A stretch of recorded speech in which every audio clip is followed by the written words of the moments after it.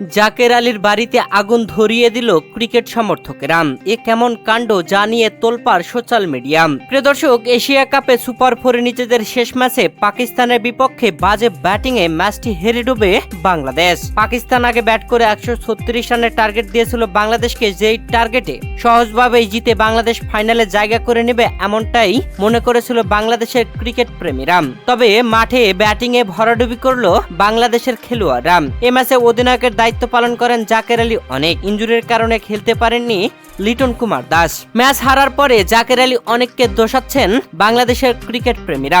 তার অধিনায়কত্ব ছিল বাজে, আর এবারের এশিয়া কাপে 6টি ম্যাচে কোনো ম্যাচেই ভালো ব্যাটিং করতে পারেননি জাকের আলী অনেক। তাই তো জাকের আলী অনেকের বাড়িতে আগুন ধরিয়ে দিয়েছে ক্রিকেট সমর্থকরা। এমনই শিরোনাম দিয়ে কিছু ভিডিও প্রকাশ করা হয়েছে সামাজিক যোগাযোগ মাধ্যম ফেসবুকে। যে ভিডিওগুলো সম্পূর্ণ মিথ্যে জানালেন জাকের আলী অনেকের বোন শাকিলা ববি। সম্প্রতি জাকের আলী অনেকের বোন শাকিলা ববি ফেসবুকে পোস্টের মাধ্যমে জানান যে, সবার অবগতির জন্য বলছি, আমাদের হবিগঞ্জের বাসায় জাকের আলী অনেকের বাসায় কোনো অগ্নিসংযোগ বা হামলার ঘটনা ঘটেনি। ফেসবুকে যে ভিডিও ছড়ানো হয়েছে সেটা ভুয়া ভিডিও।